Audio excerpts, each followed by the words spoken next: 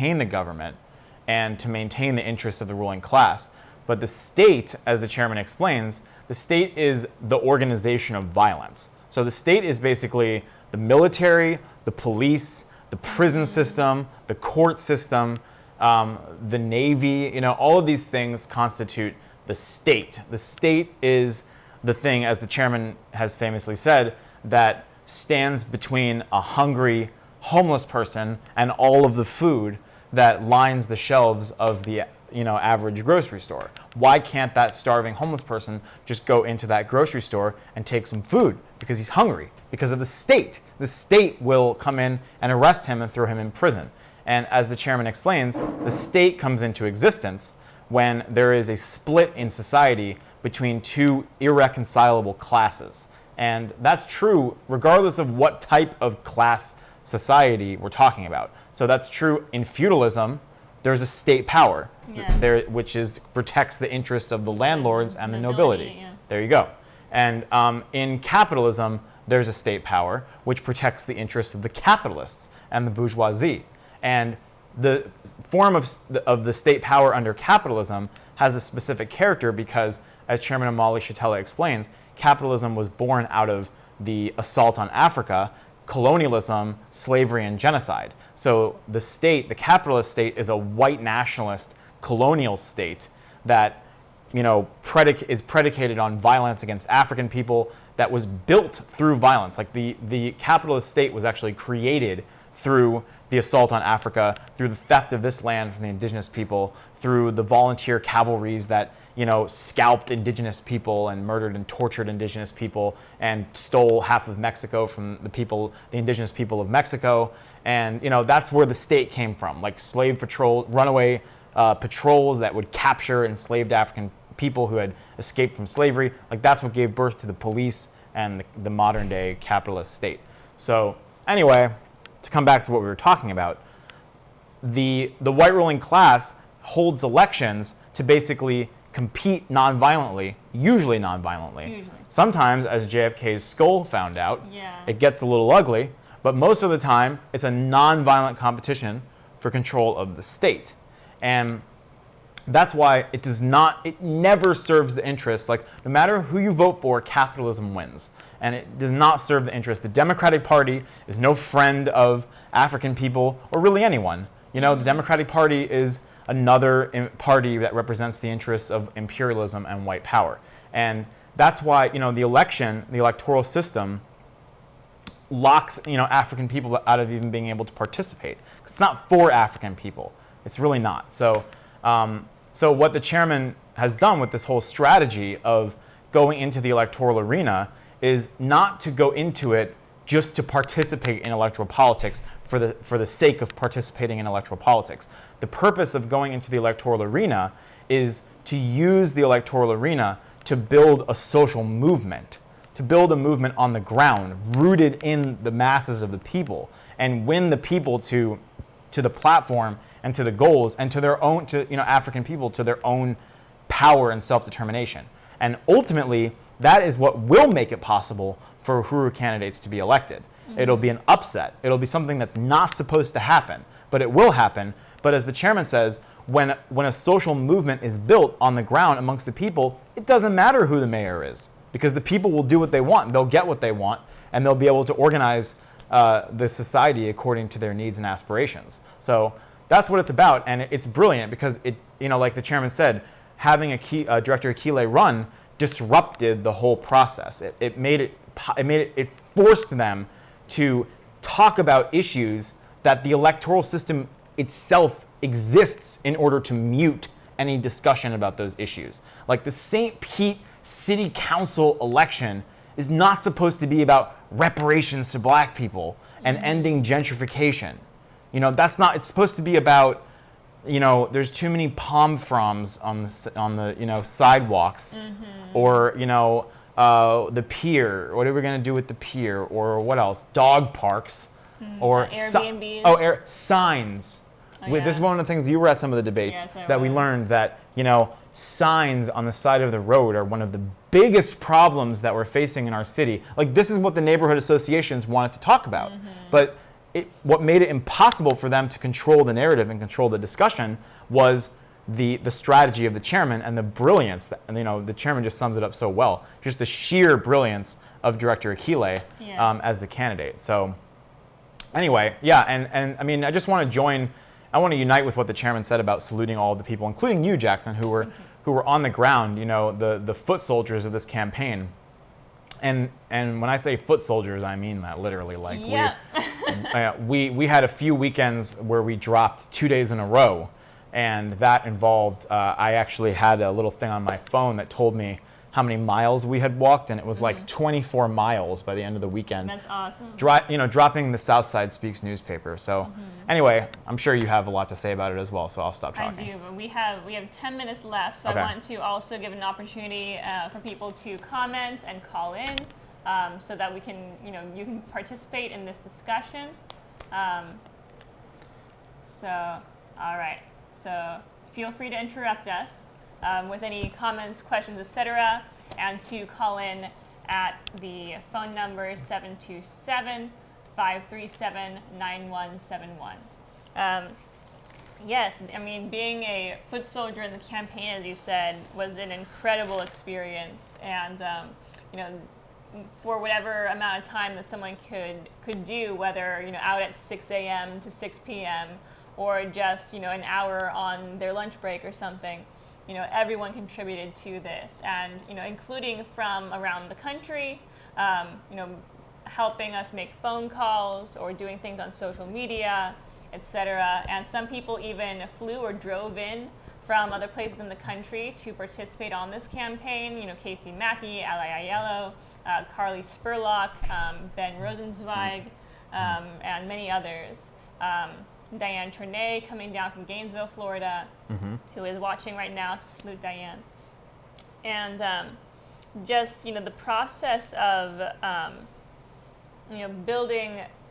working to build a social movement and in such a small time frame, and just going all out and experiencing that, and, seeing what can happen in a short amount of time if you put in all your effort and you organize and you tell your neighbor, your friend about it, your coworker, etc. Just an incredible process. And I wanted to ask you, Chair Jesse, about the building of a social movement, and how you were saying that when the people grasp power, it doesn't matter who's in office. So in the Uhuru Solidarity Movement, obviously we organize in the white community for reparations to African people. Right. And what I wanted to ask you about our role in building a social movement for reparations. That's a good question. And before I get to that, I also want to salute, I think you mentioned that they may be watching, but Santosh, who was an extremely important part of the campaign as the volunteer coordinator, and just, constant volunteer and participant in every possible aspect of the election. And also Tama, who provided sandwiches every single weekend to the people who were out on the ground, knocking on doors and dropping newspapers and things like that. And also putting up yard signs. And many other things. So, but yeah, I think the role of white people is really important to talk about. And there were quite a few white people who were mobilized by this campaign and who were really inspired by it. And the Uhuru Solidarity Movement had a really important role to play in the election campaign, because the platform that Akile ran on was explicitly centered on the interests of the black community. But it really made clear over and over again, as we did in 2017, that struggle, the struggle for the interests of the African community, and specifically the African working class, that within that are the interests of all people in the city of St. Pete, perhaps with the exception of the Kreismans and the bakers and the police. That the real people who live in the city of St. Pete have no interest, have no real stake, or shouldn't have any stake in maintaining a social system that befouls the water of this city with raw fecal matter. Literally. Absolutely true.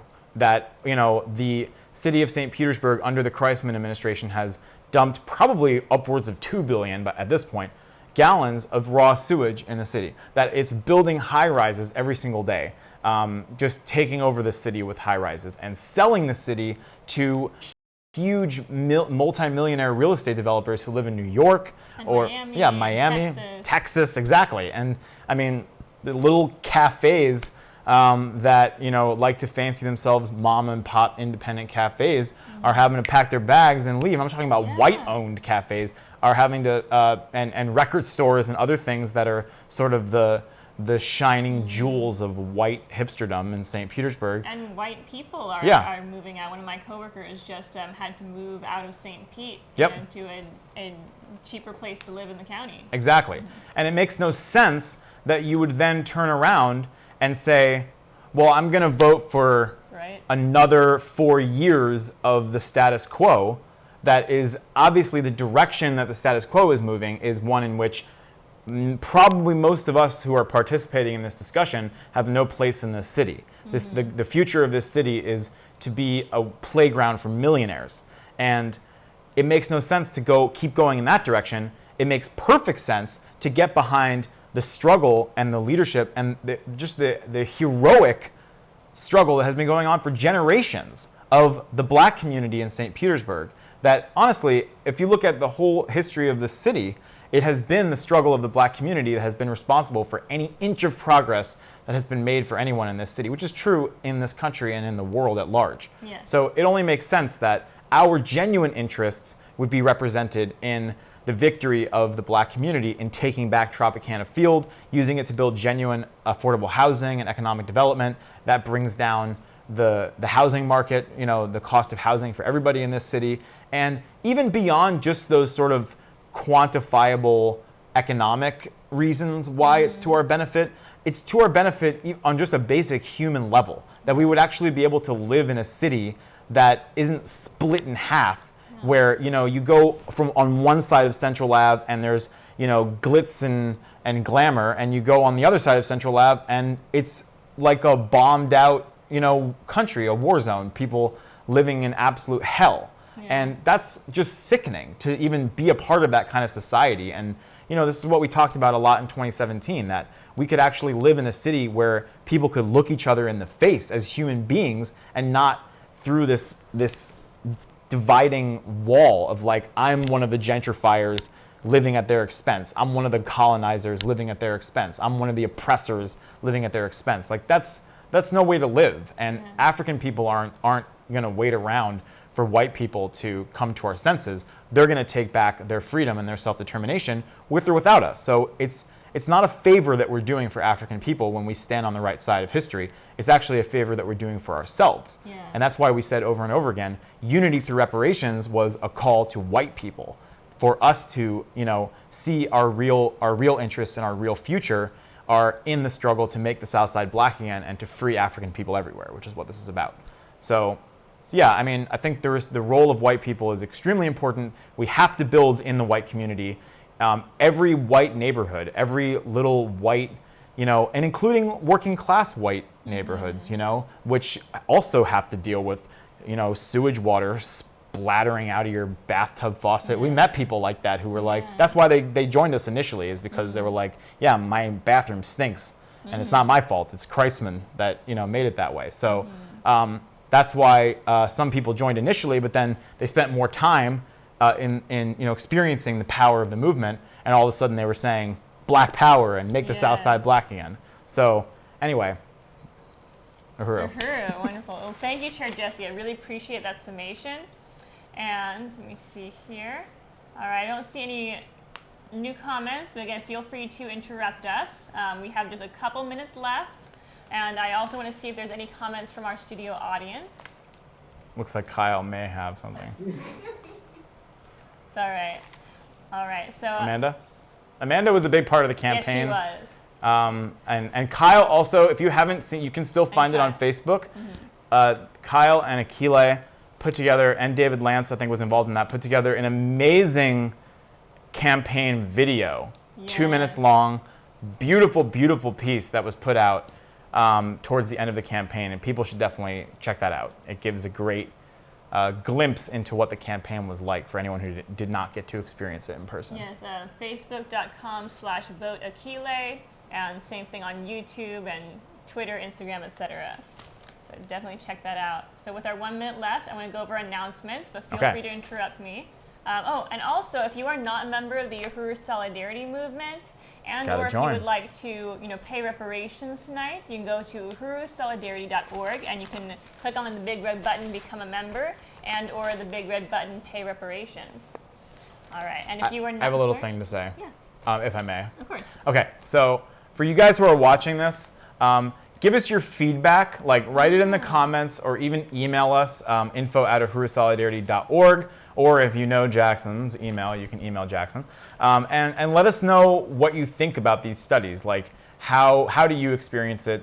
I know people liked the format from last time, so I just want to throw that out there. I appreciate that. We want this to be the best that it can be. We want it to be the most inviting and a real discussion about these political issues. And if there's topics that you want to get a better understanding of, or if there's something that your grandma keeps bothering you about, every time you talk to her, she brings up that one thing the chairman said, in that one speech that you sent her. That happens. And you're like, I really wish I knew how to break that down for Granny. Send us your question, and we will literally spend 10 minutes on it, if not longer. And I'm joking, but I'm also serious. That's part of why we're holding these studies, is because we want to ideologically arm our members and our organizers and our soon-to-be members, if you're not yet a member. If there's something that you don't quite get, and that's why you haven't joined yet, don't be afraid to ask. We will take the time and care to explain it and answer your questions and do everything we can to, build a movement of white people who are African internationalists under the leadership of the party. Uhuru, Uhuru. So a great place to tune in and ask your questions is also Reparations Study Group Episode 3 this coming Thursday, which is going to be on solidarity with African women's liberation. We have an RSVP link to our Facebook group.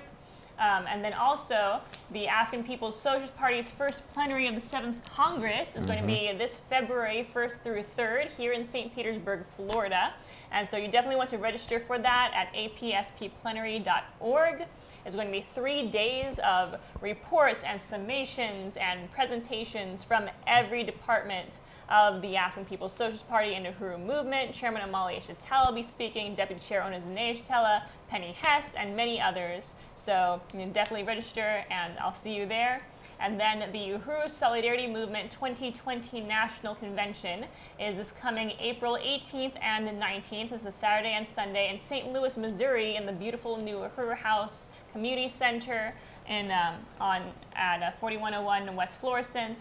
And the link should be in your comments to register for that. So I'll give our moderator a chance to post all those links that I just mentioned. And I just really want to appreciate everyone who's tuning in. And join us next time for our next study of the Burning Spear newspaper and of African internationalism. So I just want to salute all of you, and unity through reparations! Uhuru! Uhuru!